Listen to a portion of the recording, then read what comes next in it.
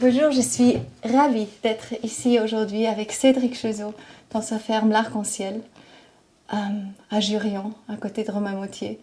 J'ai beaucoup attendu ce rendez-vous parce que je suis très curieuse par rapport à tout ce qui se passe avec l'agriculture, parce que je crois que vous faites beaucoup de choses justes et beaucoup de gens m'ont parlé de vous. Et vous êtes aussi papa de 6 enfants. Ça bouge et ça serait juste merveilleux si vous nous racontez un petit peu votre vie, qu'est-ce qui vous tient au cœur et quelle est la chose qui vous passionne le plus dans votre métier d'agriculteur? Merci aussi d'avoir fait le déplacement jusqu'à Jurien par un jour de neige, À travers la neige? à travers la neige, en prenant les sentiers délicats. Enfin voilà, c'est pas la question. Néanmoins, l'agriculture, je crois que c'est un métier magnifique. C'est notre lien direct à d'où on vient et où l'on va ensuite, puisque la terre nous fournit la nourriture dont on a besoin tous les jours. Donc ce métier, il est passionnant dans le sens où on le découvre, vraiment ce lien qui nous lie à la terre par les plantes. On doit aussi être humble aujourd'hui pour comprendre ce rapport que l'on a au vivant et, et finalement cette fragilité aussi dans notre existence d'être humain qui avons extrêmement besoin de tout ce qui nous entoure.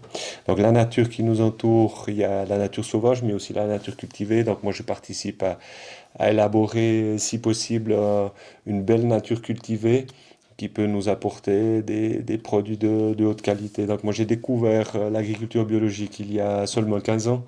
Mon parcours au niveau de la formation, il était autre, puisque c'était l'agriculture traditionnelle qu'on m'avait enseignée, celle que mon papa avait pratiquée, mais finalement mon grand-père, mon arrière-grand-père était déjà dans un mode de culture beaucoup plus près de cette nature.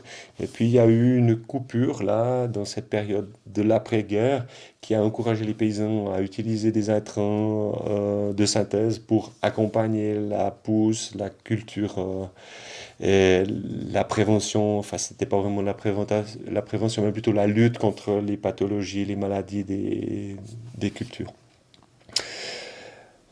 J'ai eu la chance de rencontrer des personnes qui m'ont inspiré, qui m'ont permis de comprendre que je pouvais faire mon métier différemment. Et c'était pour moi, à ce moment-là, en 2005, un peu qui tout double, parce que le métier tel que je le pratiquais, je n'aurais pas pu poursuivre sur cette voie. Donc je savais que c'était vers quelque chose de nouveau que je devais aller et j'ai pu enfin comprendre que ce métier-là, il existait de cette manière-là. Donc ça a été très motivant. Mais je crois que vous avez parlé des 6 enfants. À cette époque, 4 enfants nous accompagnaient, étaient proches de nous. Et cette fraîcheur de l'enfance, cette pureté, cette joie de vivre, en fait, c'est celle-ci qui nous pousse à chercher qui l'on est vraiment. Et puis, c'est dans cette recherche que moi s'inscrivait un virage à 180 degrés vers quelque chose qui me correspondait. Alors, je dis pas qu'aujourd'hui, tout est facile, tout est simple, que je sens que je vis mon rêve au quotidien, mais c'est beaucoup plus proche de ce qu'il y a au fond de moi. Et puis, je continue à chercher à être sensible et percevoir les signes qui me diront vers quoi je dois aller dans mon quotidien. Voilà, Et, en quelques lignes. et vous avez eu qui comme inspiration? Ou est-ce que vous trouvez et découvrez plein de choses vous-même? Ou est-ce que vous avez vraiment eu des gens qui vous ont montré la voie plutôt? Alors, les enfants ont été des témoins de cette vie, de vie dans la simplicité, donc dans cette recherche. En même temps, en 2005, j'avais besoin d'entendre des personnes déjà expérimentées me parler d'une autre voie. Et ça a été, lors d'une conférence, ça a été Pierre Rabhi. Il était à Lausanne et son discours m'a beaucoup touché et parlé. Et j'ai compris à ce moment-là que je pouvais faire vraiment un virage radical. Et dès le lendemain, dès le retour sur la ferme, j'ai cherché à emmener tout le monde. Alors j'ai vu autour de moi des gens qui se posaient des questions sur mon état de santé peut-être, ou mon état mental, parce que pourquoi tout d'un coup je voulais remettre en question ce qu'on en faisait, parce qu'il y a eu beaucoup de remises en question en fait. Mais néanmoins, j'ai osé ce virage et puis j'ai pu comprendre que je devais alors consolider toute cette vision sur des choses très pratiques, pragmatiques et je devais matérialiser en fait cette conviction.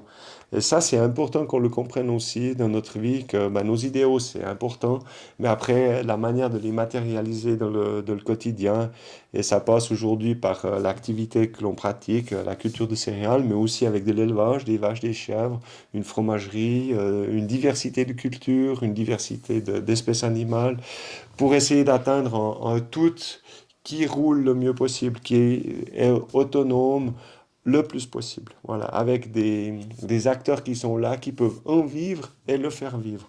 Donc c'est aussi cette double relation, vivre de cette agriculture, mais aussi permettre à cette agriculture de vivre, d'être active et proactive. Donc on prend la nature et cette générosité, en fait, les cycles des saisons, la gratuité de l'énergie solaire qui transmet aux plantes sa force, qui elles-mêmes sont capables de la synthétiser, de la transformer en sucre et différentes autres matières qui sont utiles à tous les êtres animaux ou humains qui ont besoin de cette nourriture.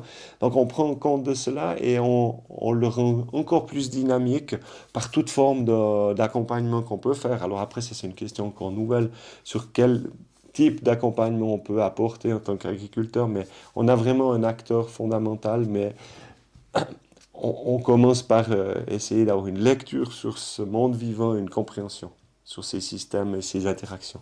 Quel était le grand déclic à ce moment-là? Il y avait Rabi justement, mais le grand déclic qui a fait, ok, moi je veux faire ça et je commence. Mais c'est simple, c'est parce que j'étais dans une période de recherche, d'introspection. C'était l'automne, c'était le mois de novembre, il faisait sombre, il faisait froid, il pleuvait, tout ça. Et j'étais pas à l'aise dans mon métier tel que je le pratiquais. Donc j'attendais des réponses. Mm. Je posais des questions, j'étais en attente, je me questionnais, je questionnais l'univers sur quelle est ma voie, qu'est-ce que je peux faire pour être à l'aise avec ma vie. Donc, j'ai pris ça comme un signe direct, des réponses directes à mes questions. Donc, ça m'est arrivé plusieurs fois dans ma vie d'être dans des phases un petit peu délicates où je devais introspecter. Et j'ai pu me rendre compte que ben, je pense que c'est accessible à chacun d'entre nous en tant qu'être humain. Dès lors qu'on l'on pose des questions, Les réponses. un jour ou l'autre, les réponses arrivent. Il nous suffit juste d'être patient et de continuer à être attentif aux signaux et continuer à être très clair dans nos questions. Et dès lors, on est guidé. Et les réponses viennent aussi des enfants. Est-ce qu'ils amènent des nouvelles idées ou des inspirations que vous pouvez mettre en pratique? Je pense que les enfants m'ont surtout inspiré dans leur état d'esprit. Après, Mm. aujourd'hui, ces enfants, ils ont grandi en 15 ans, ils sont devenus pour la plupart des adultes ou des jeunes adultes ou voilà, des adolescents pour les plus jeunes. Euh, ils prennent Je crois ils prennent à cœur en fait ce qui a été semé déjà il y a 15 ans dans notre manière de vivre, ou même déjà avant, lorsqu'avec Christine on avait choisi de choisir un certain type d'éducation, une certaine manière de les nourrir, de les soigner, de vivre la vie autour de cette table familiale. Donc aujourd'hui on sent que ces graines, elles ont déjà porté certains fruits et c'est eux qui apportent de nouvelles idées, par rapport à ces idéaux qu'ils partagent ou qu'ils ne partagent pas, mais c'est intéressant de voir qu'ils peuvent être aussi critiques de manière positive ou en allant contre nos visions, mais néanmoins, je trouve que ça consolide de nouveau ce qu'on a mis en place, de confronter tout cela avec cette nouvelle génération. Donc vous avez vraiment un regard un peu égal à égal avec les enfants. Vous n'êtes pas le papa qui sait tout.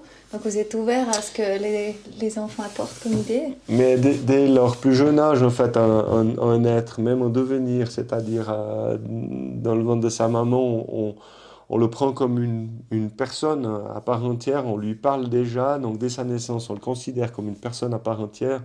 Donc ça n'a pas changé. Et alors, mis à part le fait qu'en tant que parent, eh bien, on donne des règles de vie dans une maison pour que tout fonctionne, au-delà de cela, on considère que chaque être est unique, il a une personnalité, il a une expérience à vivre et à nous apporter. Donc vraiment, je pense ouais, on est sur un pied d'égalité. Je pense que c'est ça la richesse aussi C'est de la magnifique. relation. C'est magnifique.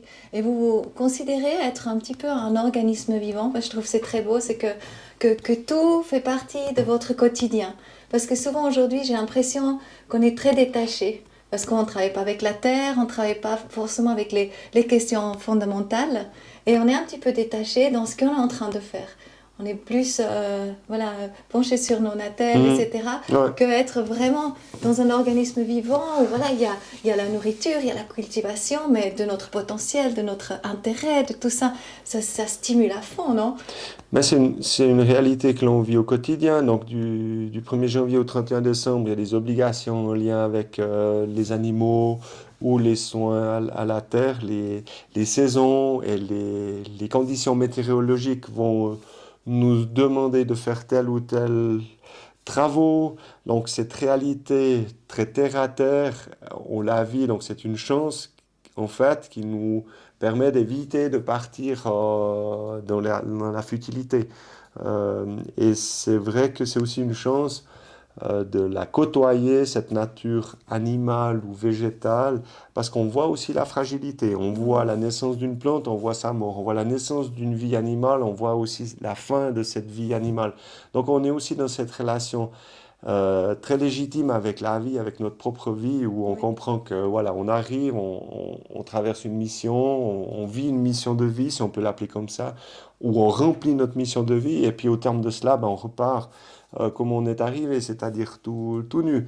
Donc cette réalité du monde de l'agriculture, je pense que c'était une grande faveur que la vie m'a donnée de pouvoir m'engager à ce niveau-là parce que c'est peut-être une facilité en fait d'être et de rester en connexion.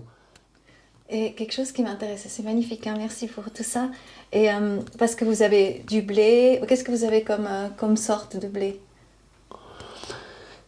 Sur une ferme comme la nôtre, comme on cherche l'efficacité, l'autonomie de cette ferme, on va, et en relation avec notre terroir et nos conditions climatiques, on va chercher à apporter les cultures qui peuvent bénéficier de ce contexte et en même temps apporter à cette succession des cultures le meilleur d'elles-mêmes. Donc, par rapport à ça, euh, la part des prairies est importante parce qu'elle apporte le repos à la terre, elle apporte la fertilité grâce aux plantes qui sont des plantes qui captent l'azote de l'air.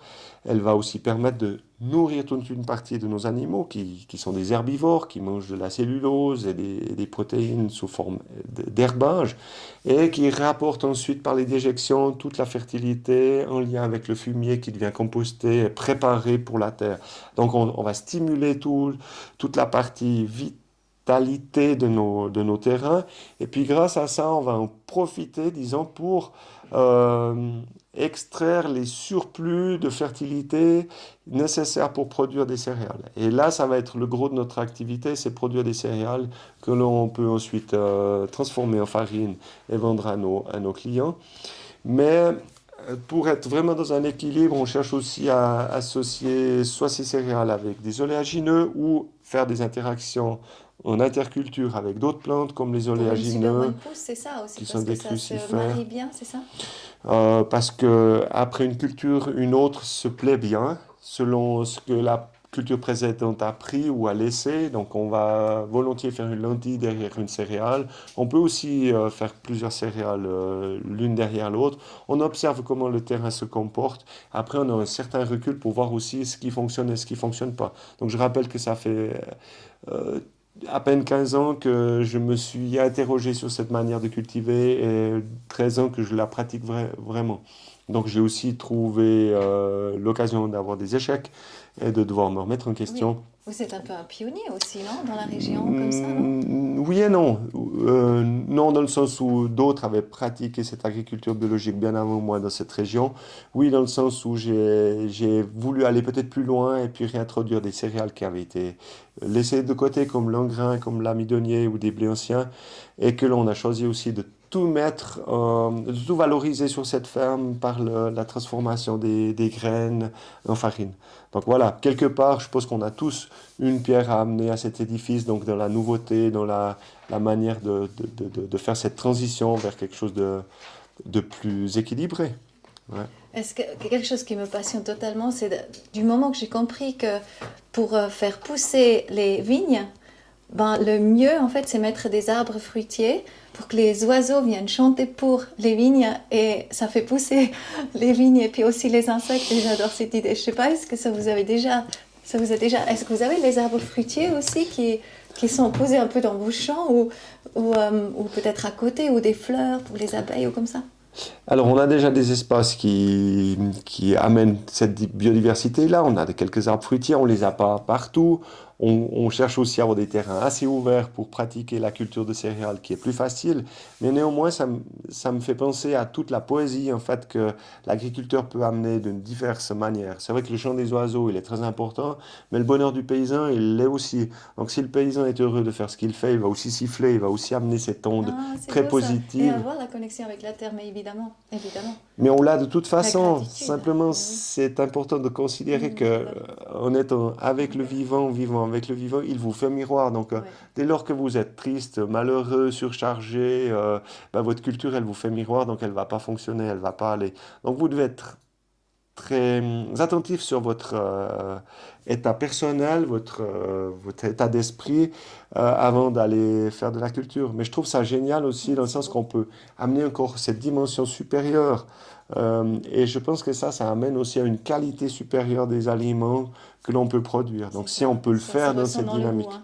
Certainement. Alors, je suis obligé de le croire parce que les gens nous le font remarquer qu'il y a quelque chose de très bon. Alors, il y a les processus de manière très technique qui sont des processus justes, je peux imaginer, mais au-delà de ça, on peut encore amener une dimension supplémentaire. Donc, à moi aussi, à nous aussi, avec Christine, de veiller à ce que la dynamique du groupe ou de la dynamique familiale, enfin, les personnes qui œuvrent au sein de cette ferme, soient dans cet état d'esprit pour que ça fasse un rayonnement à travers cette nourriture que les gens vont venir acheter et au-delà. Donc, c'est une forme de contamination positive à C'est plusieurs magnifique. échelons et très large, je Donc, peux est-ce que dire. votre ferme, l'Arc-en-Ciel, crée ici à Jurion? Est-ce que vos voisins, ils viennent dans votre magasin bio? Est-ce que vous avez une relation spéciale avec eux? Ou est-ce que on est déjà, des fois, on dit qu'on est toujours un meilleur prophète dans un autre pays, ou je ne sais plus comment on dit ça exactement. Alors tout d'abord, pour revenir sur l'appellation ferme arc-en-ciel, donc c'est absolument pas prétentieux parce qu'on peut tous avoir un arc-en-ciel au-dessus de sa ferme, hein. On veut pas le détenir parce que du reste, quand on cherche à voir d'où part l'arc-en-ciel, il s'en va, il se déplace. Non, mais j'ai imaginé cette vision par rapport à la multitude de facettes des produits de la ferme. Et je trouvais intéressant les diverses couleurs de l'arc-en-ciel, les différents Oui, c'est ça. produits, puis aussi les différentes personnes, les enfants, leurs facettes. Donc c'est pour ça que ce terme me paraissait adapté à notre situation. Euh, ensuite, par rapport à, Et c'est la créativité, vraiment. C'est ça, façonner mais votre terrain. ça devrait l'être. Oui, oui, oui, oui. On est beaucoup plus productif lorsqu'on est dans la créativité. Mhm. Et on doit trouver cette relation à notre être intérieur, notre enfant, qui a Oui, envie de oui. jouer, qui a envie de s'amuser, pour Donc être vous sentez vraiment. ça chez vous, vraiment. Vous avez le petit garçon qui Mais découvre, non, mais j'ai qui dû essaye, qui... l'apprendre. J'étais pas de ce D'accord. type-là d'enfant. J'ai dû comprendre cette relation que je dois entretenir avec moi-même, qui a au fond de moi vraiment la partie très créative. Et celle-ci, elle est de l'ordre de l'enfant. On Et l'a tous. curiosité, j'imagine. Oui, aussi Ouais. la curiosité, mais parfois on lui laisse pas assez de place parce que la vie nous demande de faire des choses embarrassantes et puis qu'on met plus d'importance à ces choses-là qu'à la créativité. Donc je suis comme chacun, je dois entretenir ce terrain de jeu pour que cet enfant puisse s'exprimer. Et c'est aussi pour ça que ce nouveau mode de travail au niveau de l'agriculture est devenu passionnant parce qu'il a laissé place à l'enfant qui est en moi qui peut Ouais. exprimer une forme de créativité. Magnifique. Et les gens, justement, les voisins, comme ça, est-ce que vous donnez des fois la possibilité qu'ils peuvent venir aider ou est-ce que ça se passe pas trop comme ça? Bon, déjà, vous me posez la question, est-ce qu'on est prophète en son pays? Est-ce que les clients sont d'ici? Ils sont un petit peu d'ici, mais ils sont aussi beaucoup d'ailleurs. Ils sont Mhm. assez peu d'ici, dans le sens où, quand on vit dans un village comme Jurian, la nature est omniprésente, donc tout semble déjà magnifique, vert, etc. On soutient moins, sur un plan intellectuel, une agriculture proche de la nature, une agriculture qui se passe des intrants de synthèse que quelqu'un qui vit en ville au milieu de l'urbanisation et qui se dit ben il y a quelque chose à faire pour retrouver cette connexion à la nature. Après, Ça, c'était pour faire ce lien, mais la question... C'est justement, ils viennent, des fois, les voisins viennent Pour aussi pour aider. aider. Oui. On a, on n'a pas vraiment Ou les des, enfants des du gens village ou comme d'ici. ça. Non, c'est assez peu le cas. On a des gens d'ailleurs, des gens qui nous connaissent à travers nos activités D'accord. commerciales ou par les actions que l'on fait de visite sur la ferme, qui vont amener quelques curieux à venir nous aider. Mais vous savez, la plupart des gens idéalisent de nouveau le monde de l'agriculture et ils se fatiguent aussi très vite lorsqu'il faut Mettre la main désherber dedans. les oignons ou ce genre d'activité. Ils sont D'accord. très enthousiastes à l'idée au départ, mais Mais ça fait du bien à tout le monde, ça c'est sûr, quand hein. la journée se tire, que les heures sont là, que le soleil tape, que la terre est au niveau de vos pieds, on se lasse aussi très rapidement. Donc, il faut bien comprendre que le métier peut être rude parfois. Oui, ça Voilà. c'est sûr. Jusqu'à ce qu'on découvre en soi, peut-être justement cette curiosité de vouloir découvrir, de vouloir façonner, contribuer en fait à cette vie qui se retrouve dans vos champs. Moi, je pense que chacun peut le faire à son niveau, à son échelle, dans son jardin, dans son quartier, sur sa pelouse, qu'on peut retourner, puis qu'on peut cultiver. Je pense que chaque citoyen de ce monde a droit à une alimentation de grande qualité, en quantité suffisante, et puis il doit d'abord entreprendre la démarche à son niveau. Il est capable de cultiver sur son balcon, devant chez lui. Je pense que ça lui appartient aux citoyens de ce monde de faire déjà le premier pas. Après, s'ils veulent venir apprendre certaines choses sur une ferme et puis comparer ses modes de production avec celui de l'agriculteur du coin, c'est très bien, c'est un bagage supplémentaire. Et nous, en tant qu'agriculteurs, on peut compléter son approvisionnement sur certains produits qu'il n'a peut-être pas la capacité de faire. Mais je trouve très important que chaque citoyen se réapproprie son assiette, mais Magnifique. par ce travail. Mais c'est un travail. Mm. Et beaucoup ne comprennent pas toute la tâche qu'incombe cette réappropriation de son assiette. Oui, c'est une très très belle vision. Et juste pour clôturer, là, je vais aller après dans votre magasin. Là, je me réjouis. Qu'est-ce que sont les produits vous êtes le plus fiers? Il n'y a pas une fierté particulière, mais on est très heureux de faire des farines avec des céréales telles que l'ongrain, l'amidonnier. Anciens, tous ces. Alors, c'est des céréales qui ont été accompagnées par les êtres humains pendant des millénaires, on peut dire, Mm. sans avoir intéressé les sélectionneurs au début du XXe siècle pour les améliorer. Elles sont restées telles quelles. Alors, ça veut dire qu'au niveau de l'équilibre entre le rendement et les qualités nutritionnelles, on est vers quelque chose qui est de l'ordre un petit peu de la plante médicinale. Oui. Donc vous avez quelque chose qui est pas seulement un aliment, mais qui est Wow. aussi un peu une forme de médicament. Après, on le retrouve au niveau du goût, au niveau de la texture des produits qu'on élabore avec ces graines-là.